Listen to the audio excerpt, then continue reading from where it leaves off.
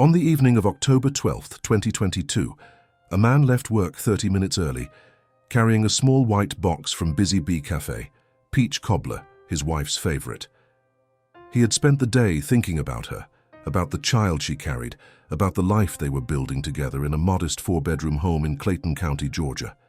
By 8:15 that night, he was dead. His body would be found hours later in the charred remains of his own car, abandoned behind a warehouse. His death the result not of a stranger's hand, but of a betrayal so intimate it would force an entire community to ask, how well do we ever truly know the person we love? This is the story of Aaron Hartfield, a man who believed in loyalty above all else, and Renee Hartfield, the woman who shattered that belief in a single unforgivable night. Before we go deeper, subscribe if you love true crime documentaries, and tell me in the comments where you're watching from. Aaron Hartfield was born in 1989 in Decatur, Georgia, a small city just east of Atlanta, where working-class families built their lives one paycheck at a time. His mother, Loretta Hartfield, raised him alone after his father left when Aaron was barely 3 years old. Loretta worked 2 jobs, cleaning offices before dawn and running a register at a corner convenience store until midnight, just to keep food on the table and a roof over their heads. Aaron learned early that nothing came easy, that respect was earned, and that loyalty was the foundation of any real relationship. He watched his mother sacrifice her own comfort for his, and those lessons shaped him into a man who valued steadiness, dependability, and quiet strength over flash or bravado. By the time Aaron graduated high school in 2007, he knew exactly what kind of life he wanted to build. He enrolled in a technical program to become an electrician, a trade that offered stability and the chance to provide for a family someday.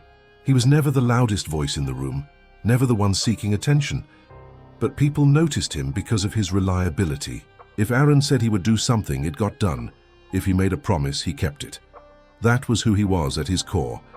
Aaron began working for Georgia Power in his early 20s, starting on the night shift, crawling into tight spaces, repairing transformers in the rain, restoring power when storms knocked out entire neighborhoods. The work was demanding, often dangerous, and it required long hours away from home.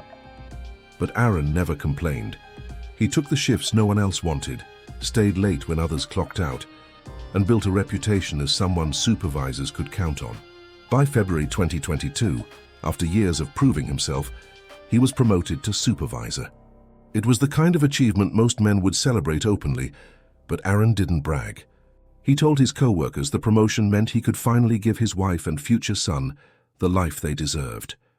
That was what mattered to him. Aaron met Renee in 2016 on a rainy afternoon along Cascade Road in southwest Atlanta. He had just finished a small electrical job and found himself caught in a sudden downpour, holding a folder of diagrams over his head as makeshift cover. That's when Renee appeared. Stylish coat, umbrella perfectly tilted, makeup untouched despite the rain. She slowed when she saw him, shook her head with a laugh, and tilted her umbrella toward him. "You look like a man fighting for his life," she said. Aaron blushed, caught off guard by both her beauty and her humor. "Mind if I walk with you?" he asked. She smirked. "Only if you can keep up." That short walk changed everything. By the time they reached the corner, Aaron already knew he wanted to see her again. Renee didn't give him her number immediately. She made him work for it. But when she finally did, he called that same night. The spark that started under that umbrella turned into a flame that neither of them put out. Renee had been born in 1994, raised in a household that valued appearances and discipline. Her parents worked steady jobs, her father in construction, her mother as a nurse, and they instilled in Renee the importance of education, hard work, and keeping up with expectations. She was bright, outgoing, and ambitious, the kind of young woman who seemed to have her life mapped out. But beneath the polished exterior, Renee carried something restless, a longing for excitement that stability alone couldn't satisfy. She had dated briefly in high school, but her first real relationship, the one that stayed with her, was with a boy named Tyrell Benton. He was trouble from the start, the kind of boy parents warned their daughters about, but Renee was drawn to his unpredictability, to the way he made her feel alive in ways she couldn't explain. When Tyrell left town after a string of run-ins with the law, Renee convinced herself she had moved on. But some flames, even when they appear extinguished, never truly go out. By 2018, Aaron had saved enough to buy a ring. He wasn't flashy with it. He proposed to Renee in the simplest way he knew, down on one knee, holding out the diamond he had worked overtime to afford, telling her, "You are my forever." She said yes. In 2019, they got married in front of family and friends. Aaron cried through the vows. Renee looked radiant in her gown. To outsiders, it looked like the beginning of a fairy tale. And for Aaron, it truly was. He poured himself into being the kind of husband every woman prayed for. He wasn't just present, he was intentional. He left sticky notes on her mirror with handwritten love messages. "Good morning, beautiful, I'm proud of you. Don't forget how much you mean to me." When he was on break at work, he wrote letters to her every 3 days. Long, heartfelt pages that reminded Renee she was seen, she was loved, and she was his everything. When Renee became pregnant in February 2022, Aaron's devotion reached another level. The news hit him like a wave of joy.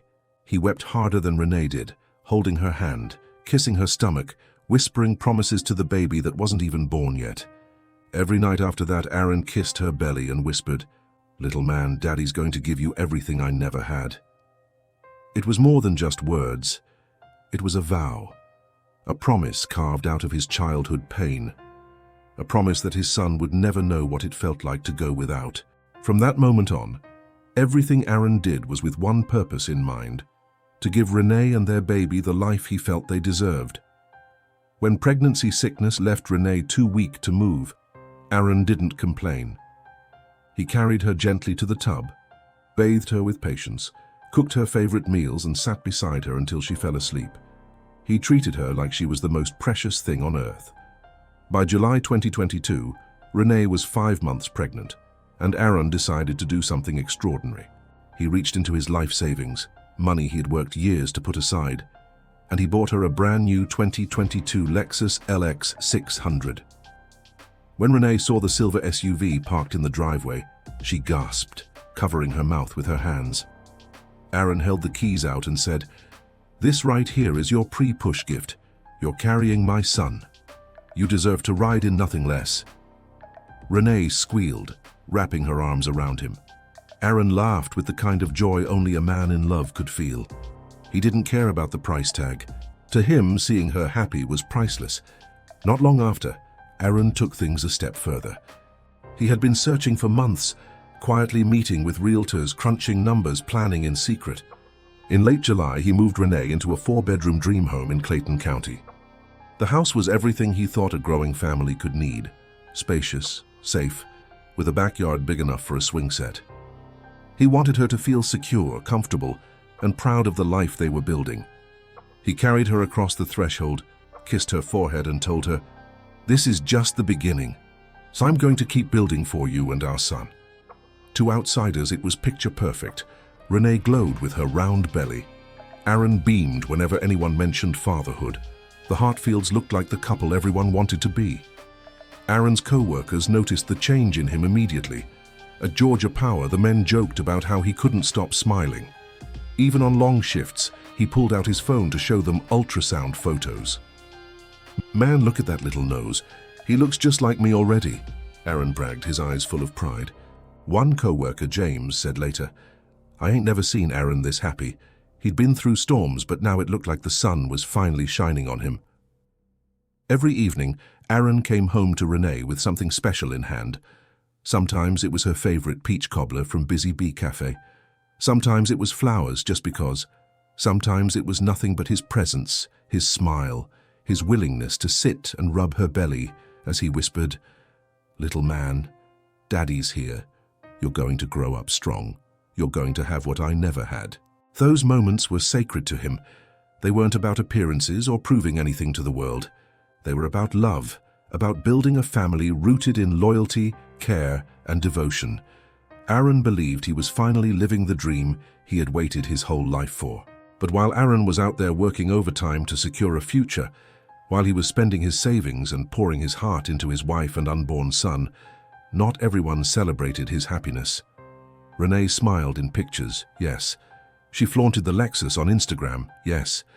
She showed off the dream home with pride.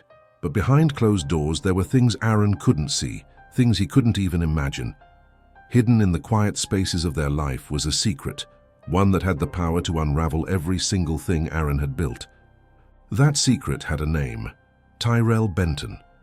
Born in 1991, 31 years old, Tyrell was an ex-convict and drug addict Renee had dated briefly in her teens.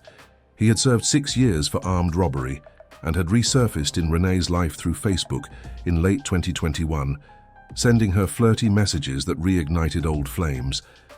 When that message appeared in Renee's inbox, it was like opening a door she swore she had locked forever. The name Tyrell hit her like a memory she couldn't shake. It took her back to her high school years, to summer nights when she believed he was the first boy who really saw her. He had been her first kiss, her first boyfriend, the first person she thought she could count on. But Tyrell's life had always been messy, and back then his chaos broke her heart. Tyrell grew up on the same block as Renee, but their paths couldn't have been more different. Renee was raised by parents who believed in discipline, hard work, and keeping up appearances. Tyrell was the exact opposite. He was the neighborhood troublemaker, the boy whose name came up whenever something went wrong. At 14, when most kids were just figuring themselves out, Tyrell filled his father's car with water, turning it into a fish pond just because he was grounded. His father came outside ready to beat him for it, but by then it was too late. The seats were soaked, fish swam in the back, and Tyrell laughed like it was the funniest thing he'd ever seen. At 16, he got suspended after gluing his teacher's chair shut. She had embarrassed him in front of the class for failing another exam, and Tyrell decided humiliation deserved payback.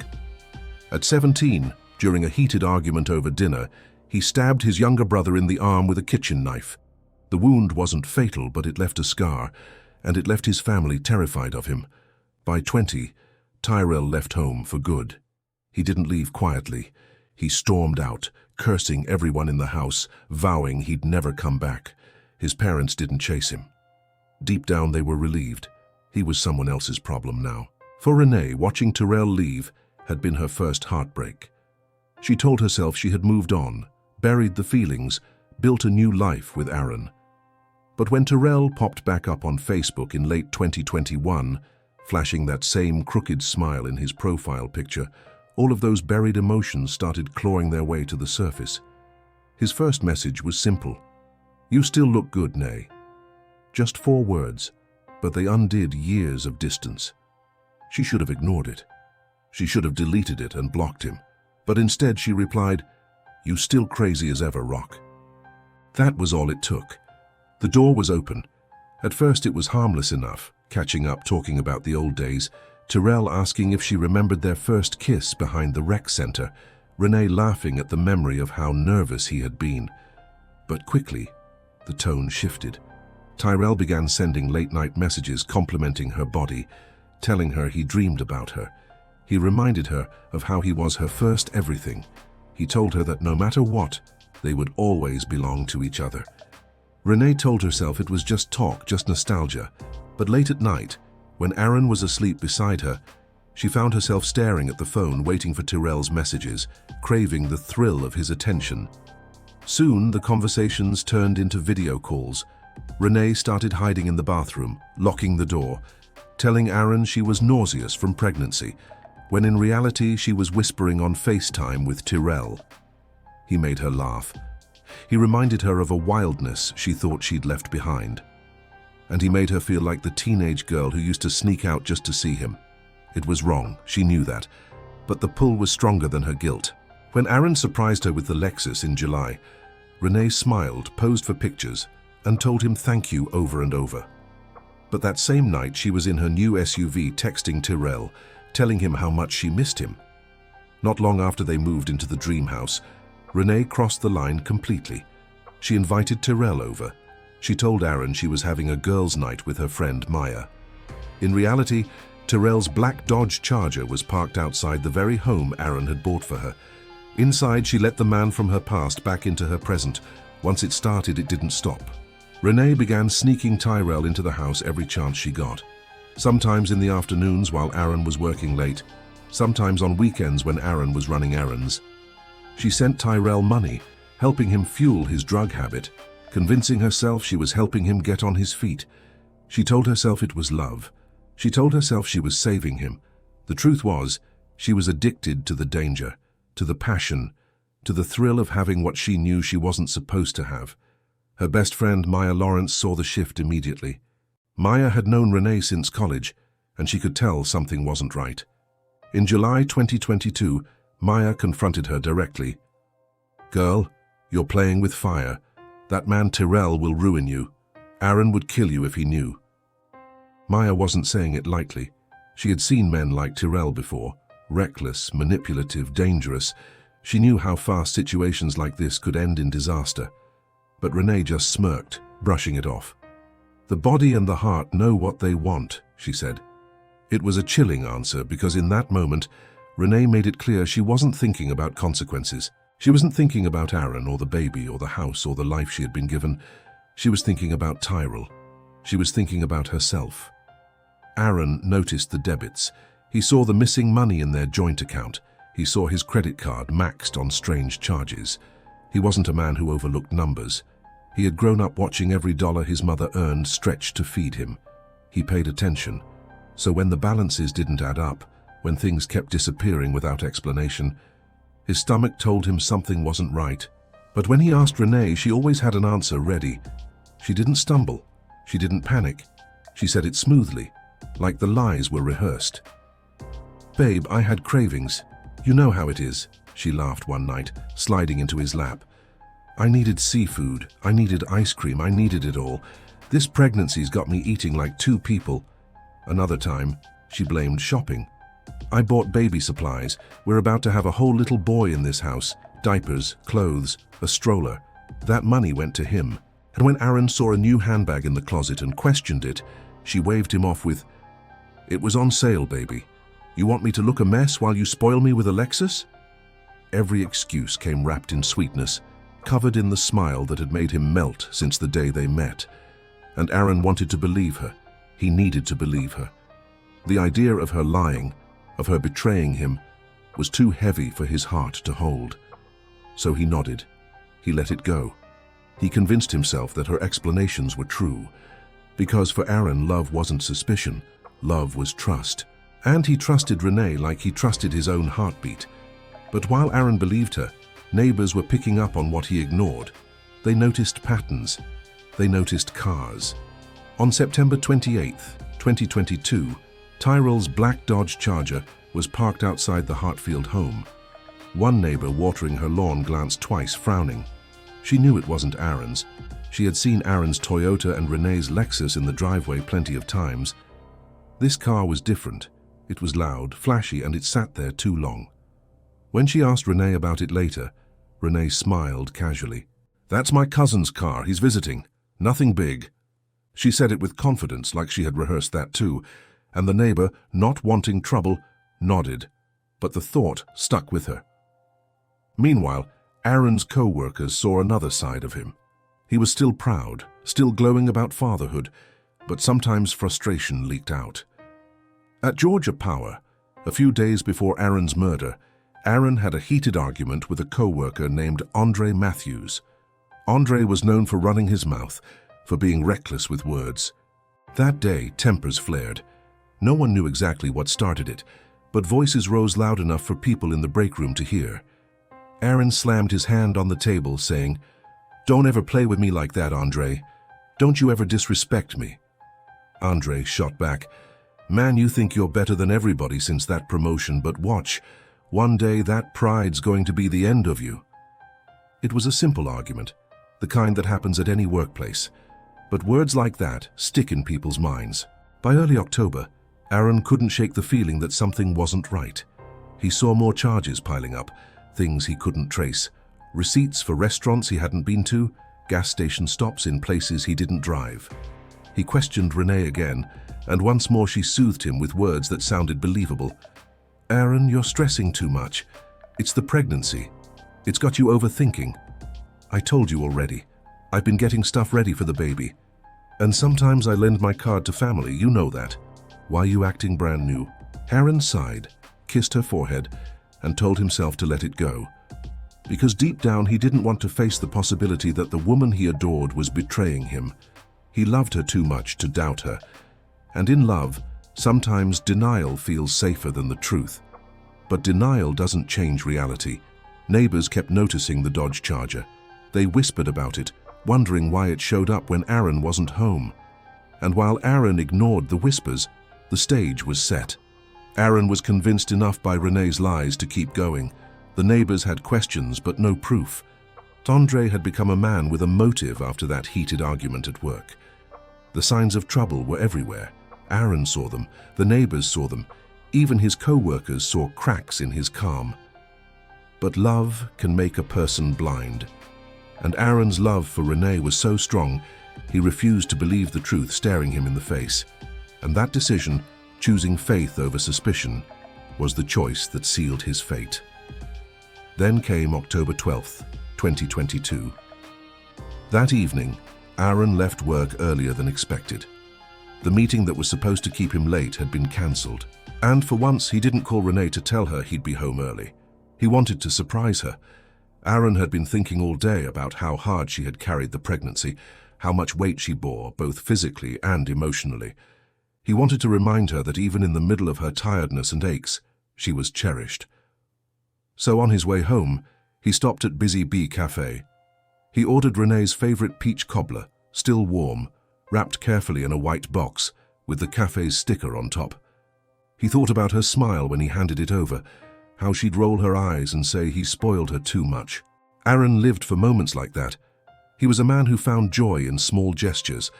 By 7:45 p.m., Aaron pulled into the driveway of the home he had worked himself to the bone to buy. He carried the cobbler box in one hand, his work bag slung over his shoulder. Everything felt normal, almost peaceful, until he stepped inside. The air felt heavy, like the walls were holding their breath. From upstairs, music thundered, bass shaking faintly against the ceiling. It was loud, too loud for a Wednesday evening. Aaron frowned. Renee rarely played music that way. But beneath the beat, there was something else. Muffled sounds, noises that didn't match the rhythm of the song. He paused in the foyer, his chest tightening, his ears strained, his stomach twisted. Slowly, he climbed the stairs. Each step felt heavier than the last. The box of peach cobbler in his hand seemed to weigh 100 pounds now. Halfway up, his breathing quickened, though he couldn't explain why. Something deep inside him already knew the answer, even before his eyes saw it. He reached the top step, the music louder now, the muffled moans unmistakable. His throat dried, his vision blurred, his hand trembled as he reached for the bedroom door. He pushed it open, and his world ended. There was Renee, his wife, the woman he adored, 8 months pregnant with his child, and she wasn't alone. She was on top of Tyrell Benton, her teenage love, the man Aaron had trusted to stay gone from their lives. Renee gasped, scrambling for the sheets, her belly shifting as she tried to cover herself. Aaron froze, his body shaking, his mind refusing to process what his eyes screamed at him. The cobbler box slipped from his hand, hitting the floor with a dull thud, the dessert spilling across the carpet. "Renee," Aaron's voice cracked, disbelief tearing through it like glass. She stammered, "Aaron, wait!" But she couldn't finish. Tyrell, lying back against the pillows, sneered. He didn't even flinch. His eyes locked on Aaron's. "Man, you weren't supposed to be here." His tone was bold, almost mocking, as if Aaron was the intruder in his own home. Aaron trembled, rage flooding his chest. His voice broke again, louder this time. "This is my wife, my child in her belly, and you—" He couldn't even form the words. He lunged. The fight exploded in seconds. Aaron swung at Tyrell with everything in him. His fist connected with Tyrell's jaw, the crack echoing under the music. Tyrell grunted, pushed Renee aside, and scrambled off the bed. The two men clashed in the middle of the bedroom, fists flying, furniture crashing under the weight of their struggle. Renee screamed, her voice piercing but powerless to stop them. She clutched the sheets to her chest, tears streaming, begging them to stop. But nothing could stop what had already begun. Aaron fought like a man who had everything to lose, because he did. Tyrell fought like a man who had nothing left to protect, nothing left to respect. Their blows landed hard. Aaron shoved Tyrell into the dresser, rattling picture frames. Tyrell shoved back, slamming Aaron against the wall. Aaron swung again, catching Tyrell in the nose, blood spraying across the sheets. But Tyrell was quicker, fueled by rage and desperation. In one sudden move, he reached into his pocket, pulled out a small knife and drove it into Aaron's thigh. Aaron gasped, his leg buckling, blood soaking his pants. He staggered, but he didn't quit. He grabbed Tyrell's wrist, trying to wrestle the knife away, his strength unmatched even as pain radiated through his leg. But then Renee moved. Panicked, desperate, terrified of what Aaron might do if he overpowered Tyrell, she reached for the heavy glass lamp on the wide nightstand. Her hands shook, her heart pounded, and in a moment that changed everything, she swung. The lamp smashed against Aaron's skull with a sickening crack. The force sent him crashing to the floor. His body hit the carpet, his chest heaving, his head bleeding, his hands still twitching. He was unconscious, but alive, still breathing. The room froze. The music thumped in the background, oblivious to the devastation inside the four walls. Renee stared at the man she had promised forever to, the man who had carried her through sickness, who had kissed her belly every night, who had bought her everything she wanted. And now he lay at her feet, blood pooling slowly beneath his head. Her voice broke the silence, a whisper, a confession. If he wakes up, it's over for both of us. Tyrell's chest rose and fell rapidly. He hesitated, looking at Aaron, looking at Renee, weighing the cost. For a moment, it seemed like he might run, that he might leave her there to face what she had done. But then he crouched down, his face hardening. He grabbed a pillow from the bed, pressed it firmly over Aaron's face, and leaned his full weight onto it. Aaron's body thrashed weakly, legs kicking, chest heaving, muffled groans escaping under the pillow. Renee covered her ears, tears streaming, rocking back and forth on the bed as she whispered, "Please, please." Tyrell pressed harder, his jaw clenched, his muscles straining. Aaron's movement slowed, his legs stopped kicking, his chest stopped rising. By 8:15 p.m., Aaron Hartfield, a man who had given his wife everything, a man who built his life around loyalty and love, was dead. Down the street, neighbors heard faint thuds beneath the blaring music. They assumed it was nothing more than a heated argument, maybe a dropped piece of furniture. No one called the police, no one knocked on the door. And the story of Aaron Hartfield, the man who believed in love more than he believed in his own doubts, ended not with peace, but with violence, blood, and silence under a pillow. Renee and Tyrell tried to stage the scene. They dragged Aaron's body to the garage, stuffed him into his Toyota Camry, and Tyrell drove off. Renee sprayed perfume upstairs, trying to erase the stench of betrayal. The plan was simple in their minds. Tyrell would torch the Camry in an abandoned lot, and Renee would stay home and pretend Aaron never came back. They thought it was airtight. They thought no one would know. But the truth was, every second of that night carved deeper cracks in their story, cracks that would later swallow both of them whole. The dragging was the first sound that could have given them away. Aaron's body was heavy, lifeless, uncooperative.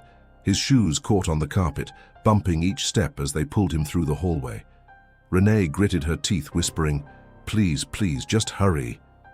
Tyrell hissed back, "Shut up and keep moving." Each thud as Aaron's body hit the steps could have echoed into the neighborhood, but the music blaring upstairs drowned it out. Neighbors later admitted they heard faint noises that sounded like furniture being moved, but no one thought to call the police. The cover of music was their shield, but it was also their undoing. Somewhere in the background, another device was recording, capturing what their ears thought they had erased. When they finally reached the garage, Tyrell fumbled with Aaron's keys, his hands slick with sweat. The garage light buzzed overhead, cold and unforgiving. Renee stood trembling, unable to look directly at the trunk. Tyrell yanked it open and barked, "Grab his legs!"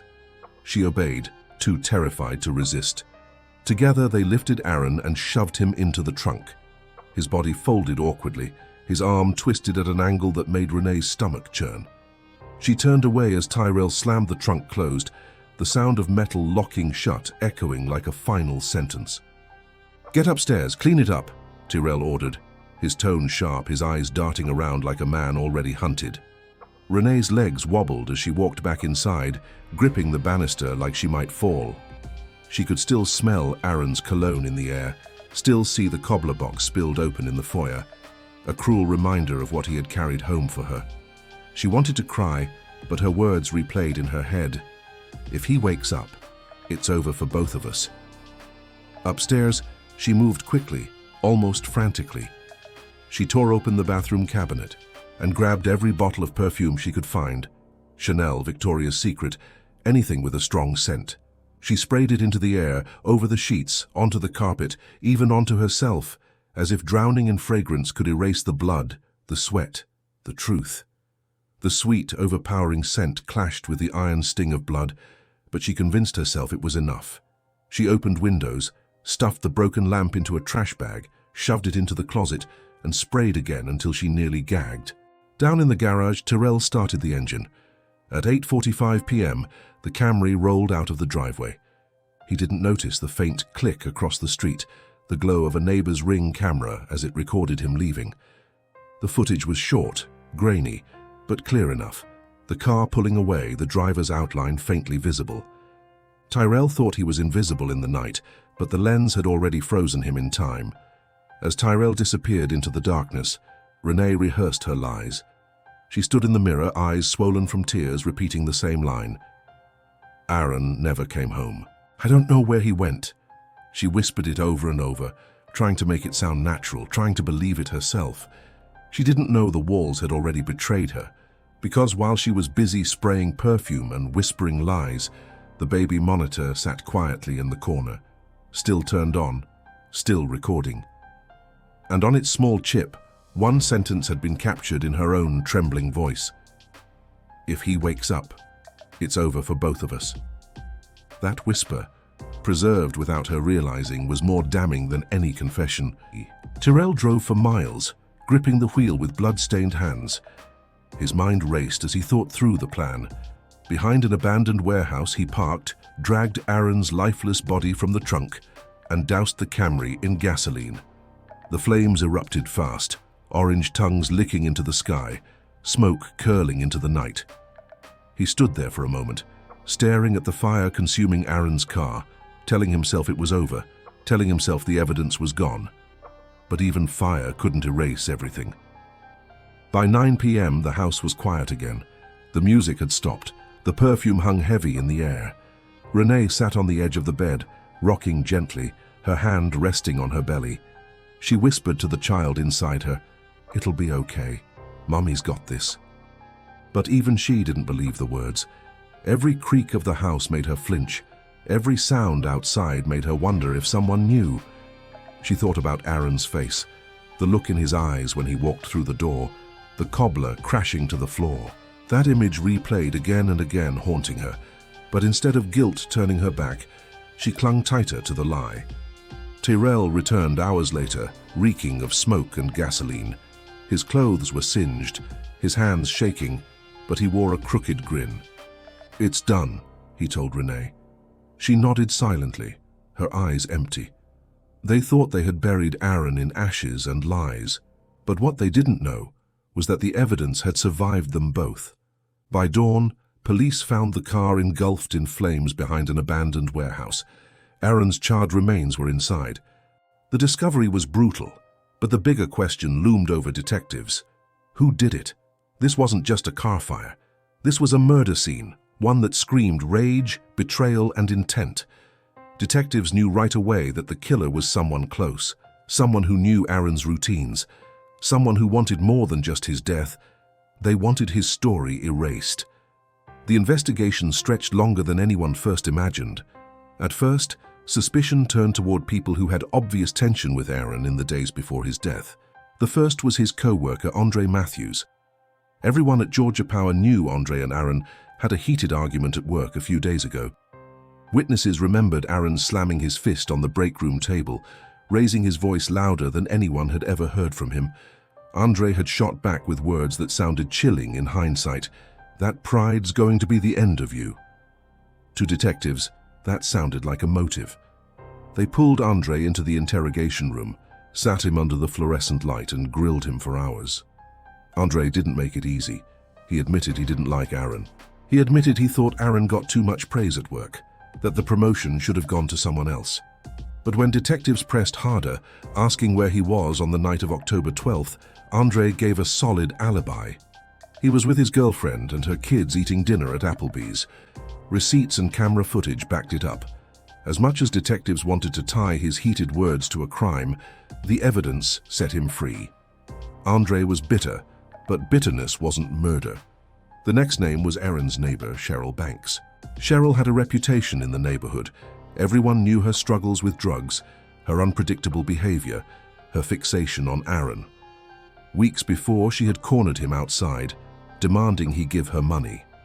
When he refused, she had snapped, saying, "If you don't want me, you'll regret it." That was enough to raise red flags for detectives. They pulled her in, her hands twitching from withdrawal, her eyes wide and erratic. She admitted she had once threatened Aaron, admitted she had feelings for him, admitted she hated the way he brushed her off. But when pressed about October 12th, Cheryl crumbled. She sobbed that she had nothing to do with it, that she was high out of her mind that night at a trap house miles away. Other users confirmed her story. Cheryl was unstable, but she wasn't a killer. Not this time.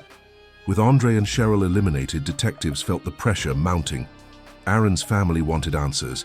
His mother cried in the precinct, begging detectives not to let her son's death go cold. The case needed a breakthrough, and then it came. First was the autopsy. Forensics sifted through Aaron's burned clothing, scraping away layers of charred fabric. That's when they saw it, something glinting faintly in the light. Fused into the fibers of his shirt was an earring, burned, blackened, but intact. Detectives studied it closely and their stomachs dropped. This wasn't just any earring. It matched the set Renee wore in her maternity photos she had proudly posted just weeks before, the kind of jewelry no stranger would plant. That earring told a story, and it pointed straight back at Aaron's wife. Then came the ring footage.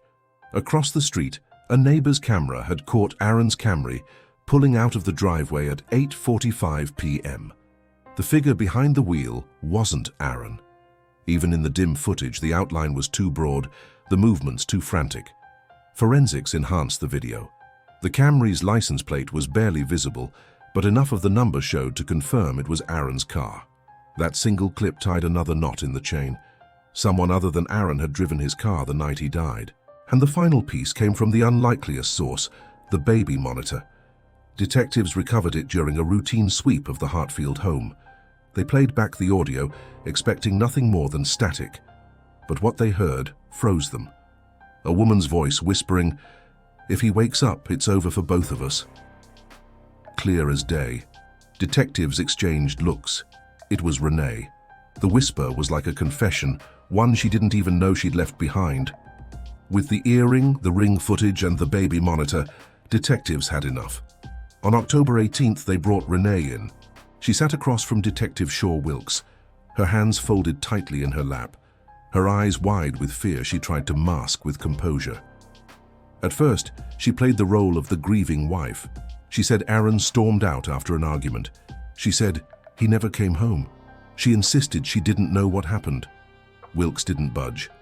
He leaned across the table, slid the earring across to her, and asked, "How did this end up fused to your husband's shirt in a burned-out car?"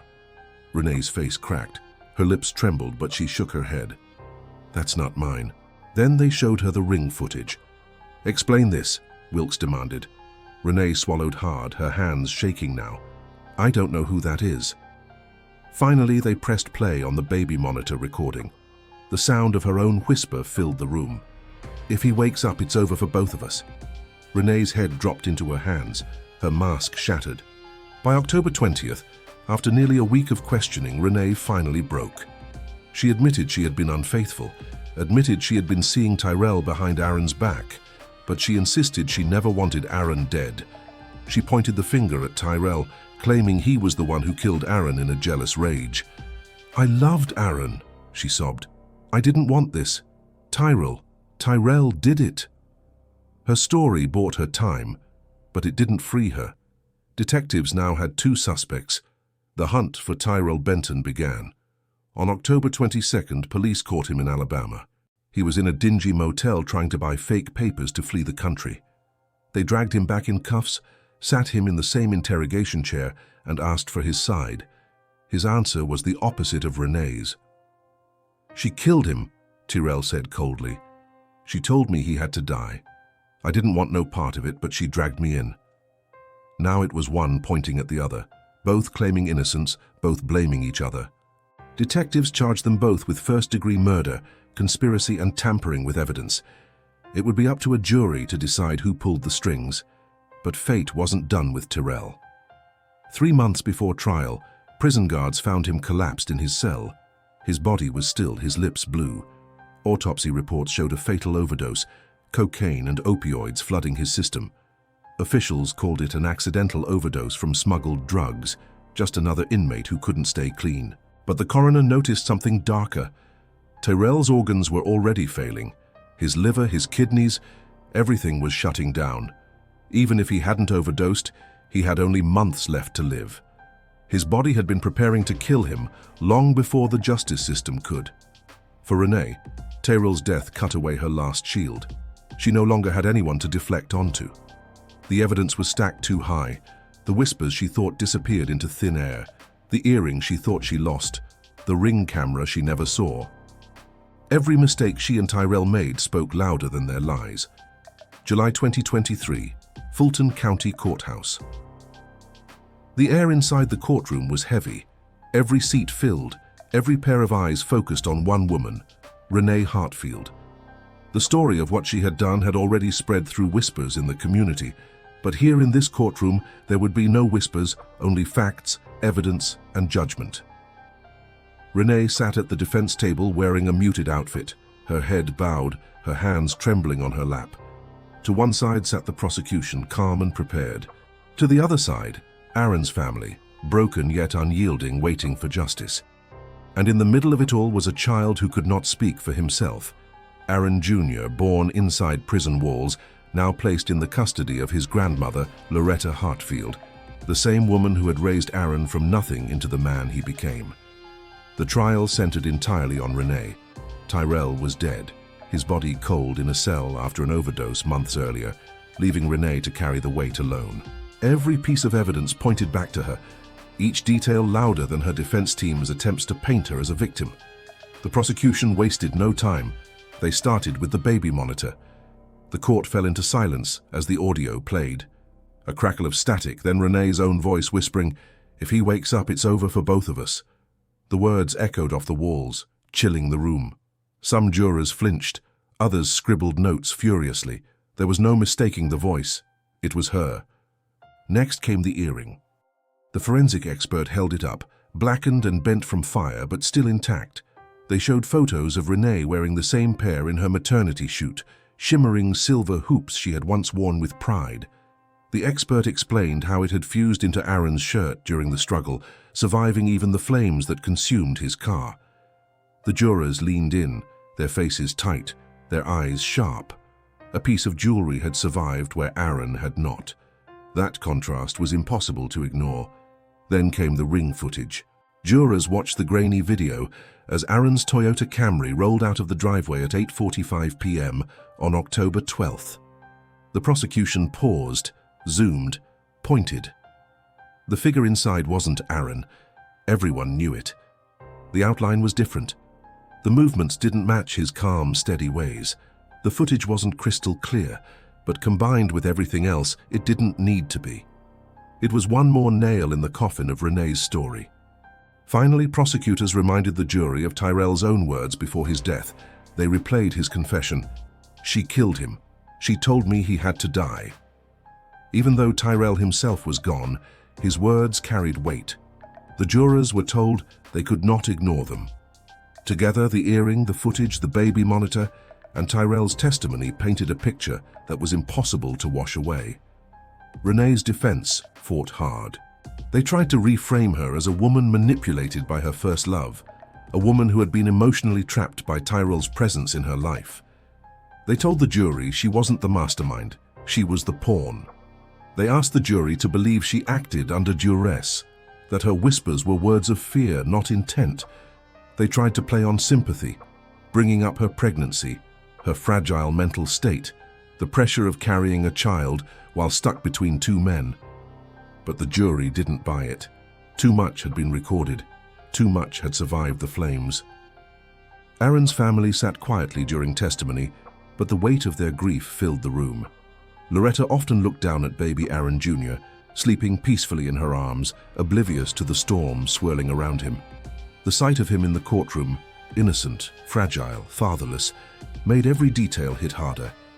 Each time Renee's lawyer spoke of manipulation, the prosecutor reminded the jury that a child was left behind, stripped of a father because of the choices made by his own mother. After days of testimony, cross-examinations, and emotional tension, it all came down to deliberation. The jurors left the courtroom at noon. They returned 8 hours later, their faces grim. The room went silent as the foreman stood. On July 18, 2023, the verdict was read. Guilty of first-degree murder.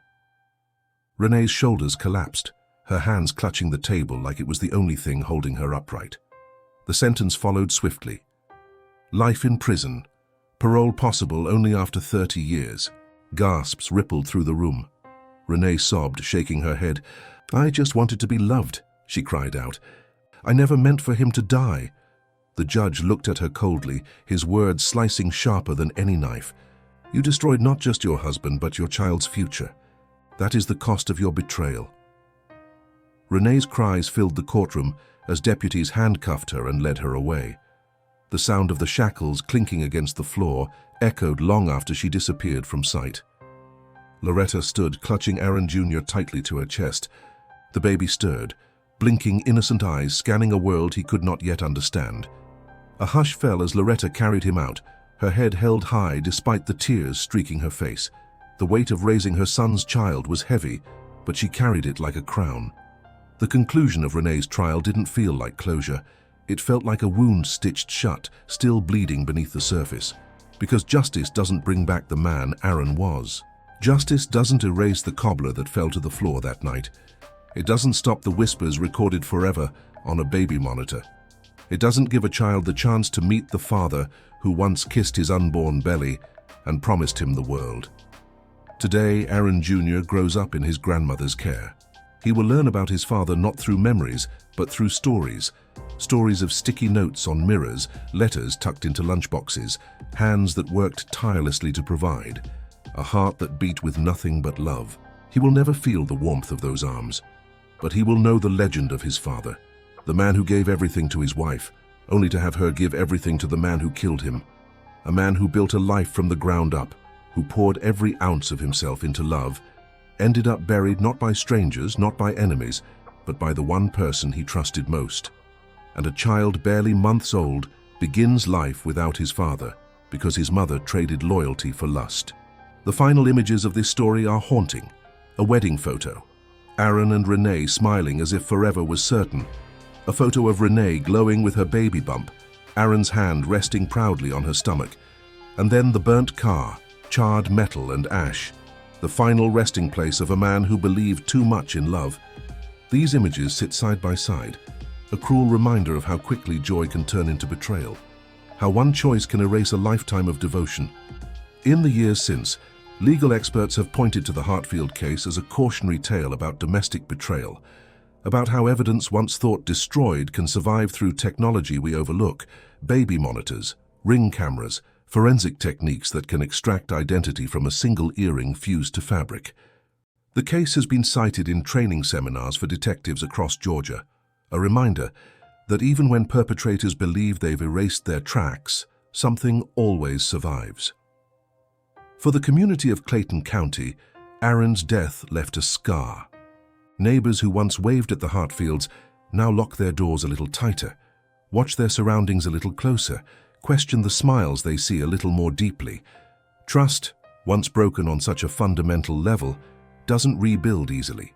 Aaron's co-workers at Georgia Power established a small memorial fund in his name, offering scholarships to children of single mothers pursuing trades, a tribute to the man who had once been that child himself, raised by Loretta's sacrifice and devotion.